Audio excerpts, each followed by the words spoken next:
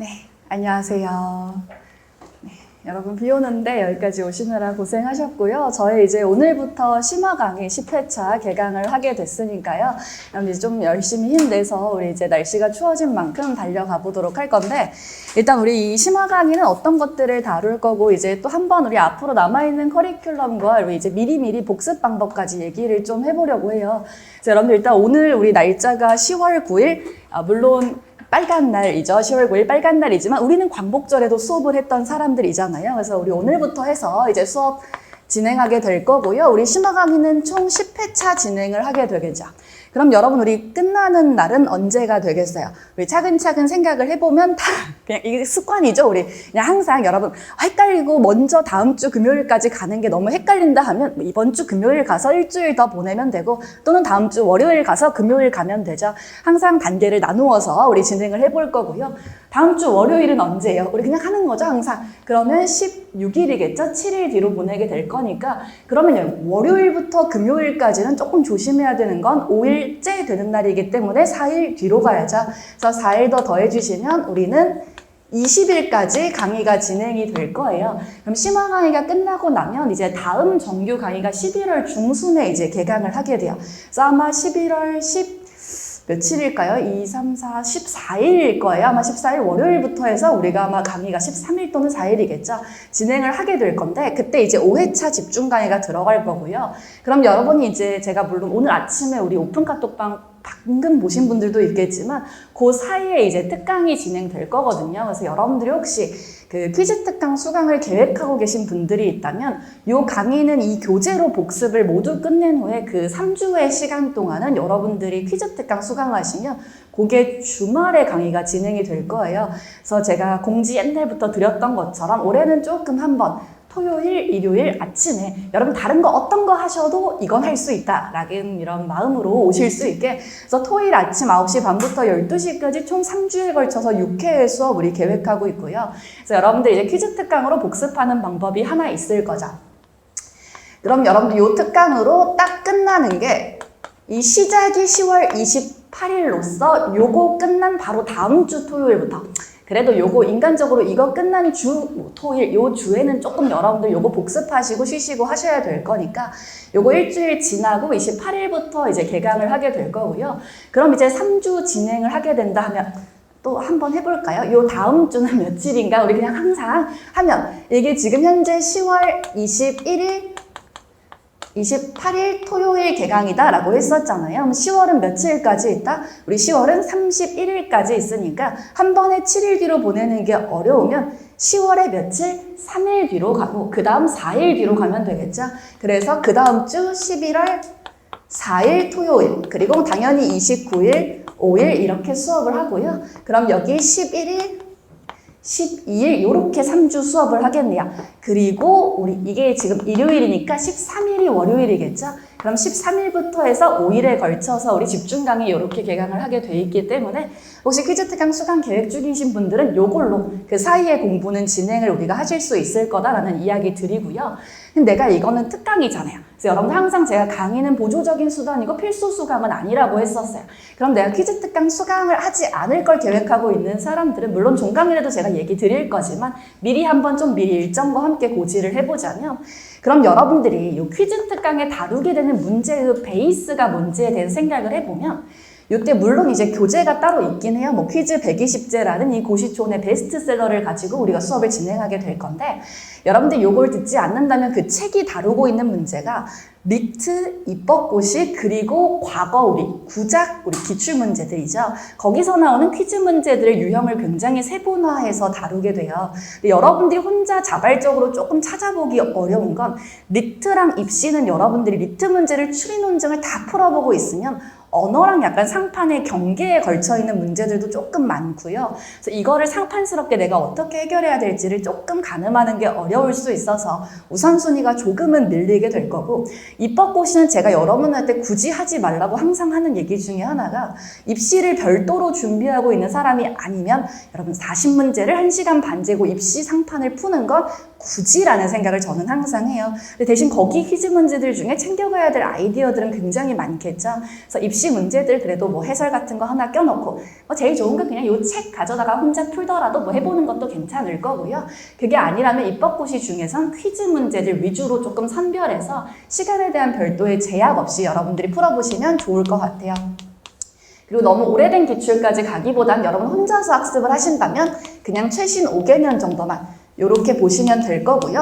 그래도 근 2년의 문제들은 집중 강의 때 제가 퀴즈책에 수록되어 있지 않은 문제들은 제가 집중 강의 때 모의고사에 일부 섞어서 또 보여드릴 거니까요. 너무 부담 갖지 마시고 보시면 좋을 것 같고 얘네들이랑 밑은 우선순위가 밀리겠죠. 하지만 여러분들이 집중 강의 들어오기 전까지 꼭 하셔야 되는 건 우리 08년도부터 시작해서 물론 기본 강의 끝나고 13년도까지 기출 분석을 하자고 했지만 여러분 아직 진행 중인 거 알고 있어요. 그래서 여러분들 일단 08년 이후에 퀴즈 문제들 기출 5급에서 다 꺼내서 풀어보실 필요가 있겠죠. 그래서 여러분들 혹시라도 이 작업을 따로 하지 않으신다 하면 요건 여러분들 특히 08년도 이후의 퀴즈 문제들은 반드시 풀어보셔야 된다는 거고요. 그래서 만약 이걸 들으면 그 기출 중에 우리 중요한 문제들은 여기 유형별로 다루고 있고 여러분 강의 듣지 않으시더라도 혼자서 여기 있는 퀴즈 문제들 꼭 풀어보시면 좋을 것 같다.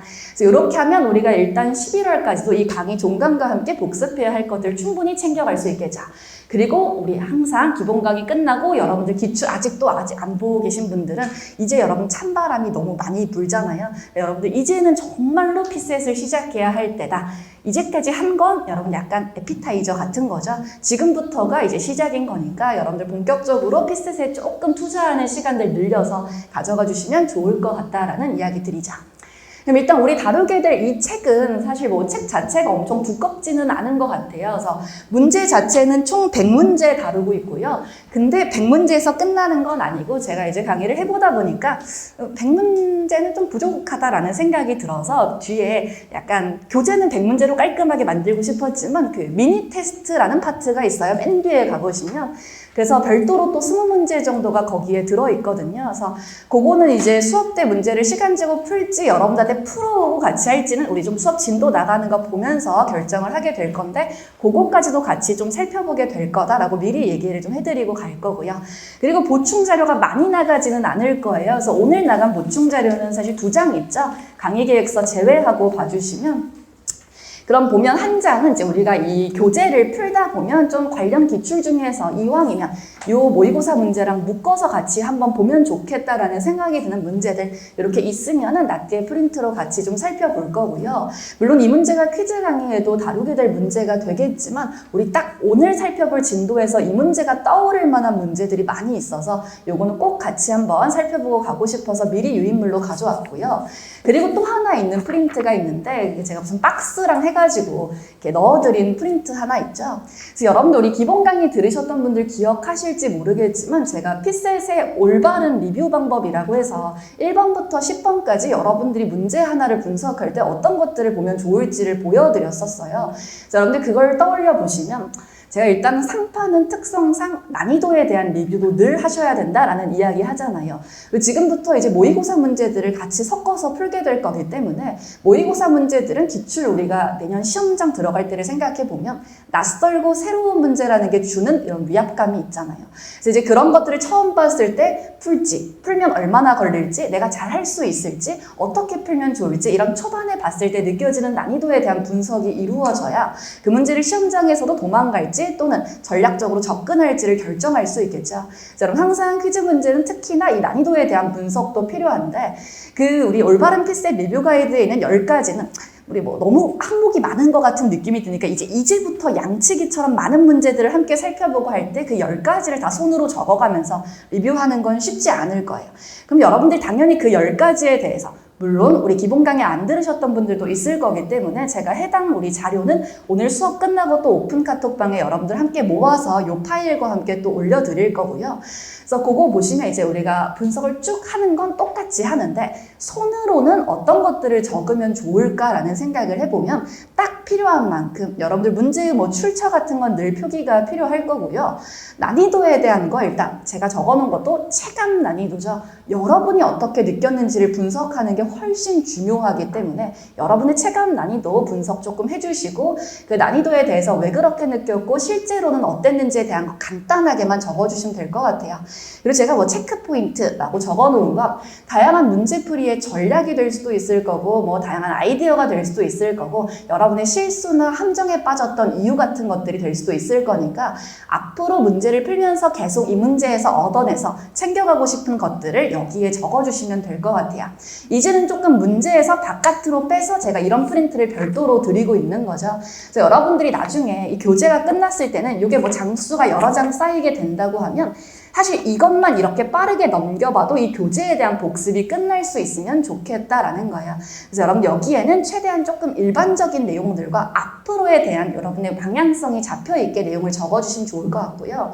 그래서 제가 일단 요거 한 장 예시로 이렇게 드렸는데 뭐 여러분 당연히 여러분만의 양식이 있으신 분들도 있어요. 그래서 제가 이런 걸 보여드리면 개인 양식을 따로 만들어서 뭐 스프링노트 같은 거 해서 막 푸시는 분들도 많이 보고 했거든요. 근데 그래도 이게 양식을 하나 이렇게 만들어 본 건 혹시라도 이거 여러 장 인쇄해서 또 쓰실 분들은 쓰셔도 괜찮다라는 건데 개수가 8개랑 난 한 페이지에 10문제 들어갔으면 좋겠는데 이런 여러분들의 피드백이 있을 수 있잖아요.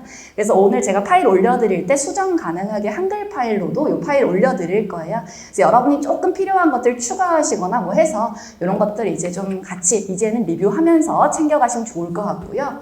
보통 제가 피셋의 오답 노트이자 리뷰 노트를 본격적으로 작성하는 게 의미 있는 시기는 10월에서 11월이라고 생각을 해요. 저는 보통 한 11월 요즘 이제 시작을 하긴 했는데 이제는 문제 밑에다 그냥 내용을 한번 적고 끝내는 게 아니라 앞으로 계속 내가 챙겨가고 싶은 것들은 문제 풀기 전에 맨날 보는 내용들이 있어야 돼요. 여러분들이 항상 의식하고 보고 반복적으로 그 생각을 떠올려야 여러분이 그걸 체화할 수 있을 거라서 그냥 순간순간 그때 한 번 보고 말고 또 한참 있다가 한 번 보고 말고 이러면 사실 어떠한 전략도 체화되지 않거든요. 그래서 여러분들이 항상 가끔 이렇게 상담을 와서 저는 어떤 실수를 반복적으로 하는데 그 실수가 참 줄어들지 않아요. 사실 그건 누구나 할 수 있는 고민이고 그걸 줄이기 위해서 우리가 노력을 해야 되는 부분이잖아요. 그래서 그게 쉬운 건 당연히 아니겠지만 여러분 항상 실수하거나 여러분 어떤 함정이나 장치를 빠뜨리거나 하는 게 있으면 이거 항상 적을 때도 어떻게 하면 그런 걸 하지 않을지에 대한 구체적인 방향성이 잡히게 내용을 적어주시고요. 그러니까 하지 말자, 그냥 이렇게 하지 말자 이렇게만 적으면 그래 하지 말아야 하는 건 아는데 그래서 뭐 어떡해 라는 생각이 들 수밖에 없잖아요. 그래서 여러분 항상 뭐를 조금 더 많이 보자 이런 것들은 좀 체크해 두자 이런 건 항상 중요하다 뭐 이런 것들을 조금 더 방향성을 잡아서 적어두시고 이제부터는 그래서 제가 양을 되게 적게 드린 것도 늘 볼 수 있어야 하거든요. 그래서 여러분들이 항상 반복적으로 보는 내용들은 간결하고 심플하게 적혀 있어야 되고 항상 보셔야 돼서 이런 것들 적어두시면 늘 앞에 수업 듣기 전에도 뭐 한 3분 4분이면 그냥 쭉 훑을 수 있거든요. 그래서 그거 한번 보고 수업 듣고 나중에 우리 집중 강의 가고 하면 이제 풀세트, 하프세트 막 모의고사 풀고 하게 될 거잖아요.